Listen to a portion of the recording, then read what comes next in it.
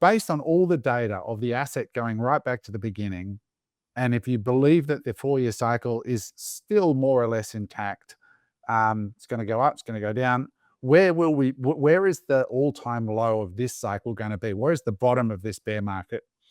And it was really interesting. And it said the expected case is between 45 and 55 is what it's saying. And then I said, all right, when is the next all-time high on the same assumption? So assuming we can ride through that and we can hang on to it, when do we hit the next all-time high? And it was in, let me just check my numbers here to make sure I'm saying the right thing.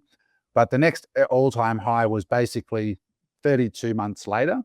And it was, where was it? I think it was 2029 or so, 2028, 2029, basically 2.5 years later from the bottom, which they're expecting later this year. And it was like the expected case was like 250 to 350, according to AI. And it really made me just stop and think, hang on a second, right? Like sitting where we're sitting today at about $70,000 as we're recording this today, even if all it does is go back to its last all-time high, it doesn't even surpass it in the next 2.5 years, it's like 100% ROI, right? And if it gets to, the expected case new all-time high, it's like a 5x, or depending on where you buy it, whether you buy it now or whether it does dip and you buy it. We're talking about an incredible opportunity still. Like, what do you think about that when you hear that?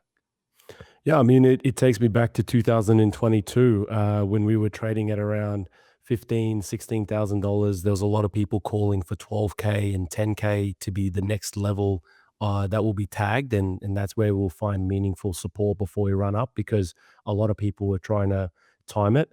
Now, a lot of folk who also bought just before the FTX collapse, because we had that huge bloodletting event with Celsius and BlockFi and Three Arrows Capital going down, and Luna, of course, in June of 2022, that May-June period. It took us down to 15K, and then we had a bounce up to 22. And I was spruiking about Bitcoin back then. I was like, wow, $20,000 Bitcoin. We've just hit a massive capitulation event. A great time to buy BTC.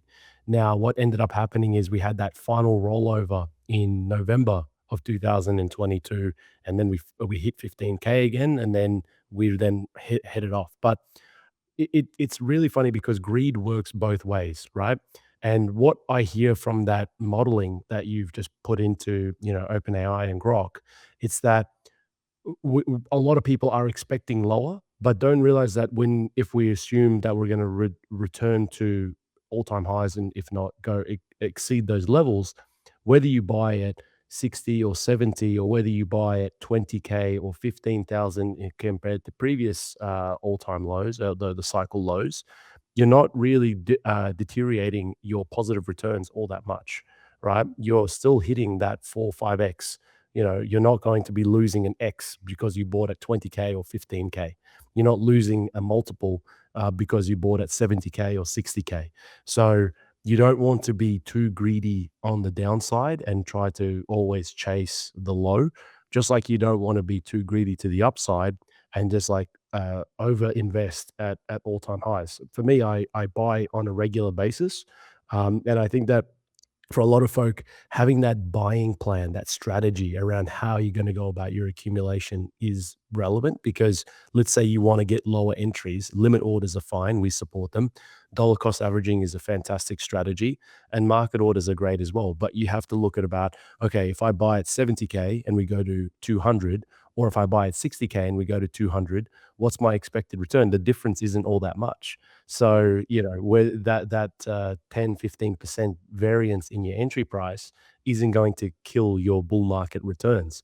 So it's a great point that you've highlighted there, which is you don't have to nail the absolute pico bottom to get a really good set of returns when the bull market resumes.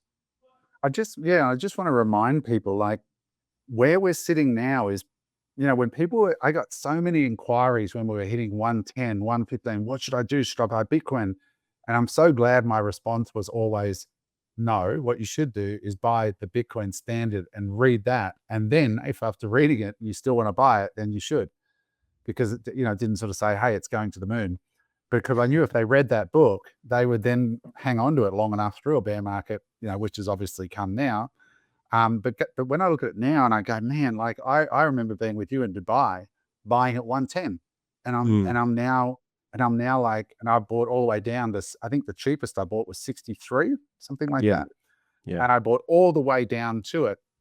But I just think for people who are sitting there on the edge now, if you were like my best friend in the world and you asked me, I'd go, on a risk adjusted basis, if you want to be in Bitcoin, now is a phenomenal time, in my opinion, not financial advice, but it's much safer now than it has been at any time in the last 6, 12 months, right? Like, well, since the all-time high fell off, really. So it's just something to remember. Just, this is where the wealth is made. And it's exactly how I made a lot of money through COVID. I was buying industrial buildings when Mm. when COVID was starting to hit. The best building I bought was a 90-year-old dude who just bought this industrial building on the Gold Coast for $1.7 million.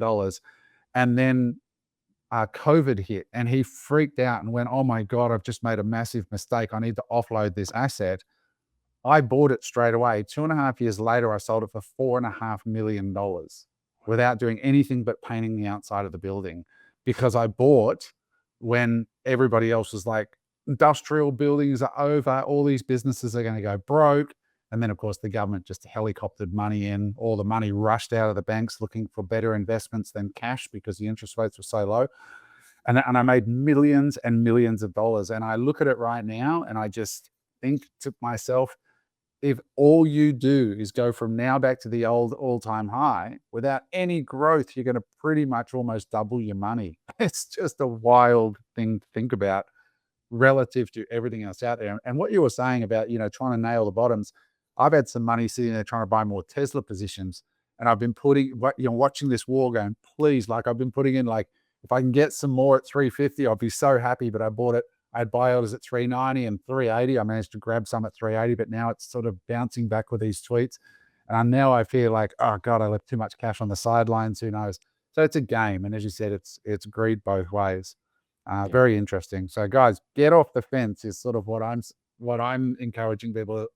I think now is a terrific time to buy, and talk to Bish and the guys. If you're in Australia particularly, we might lead to that now, because let's change gears to the tightening of the Australian banks, because it's getting harder and harder to use Australian banking rails to fund the purchase of Bitcoin.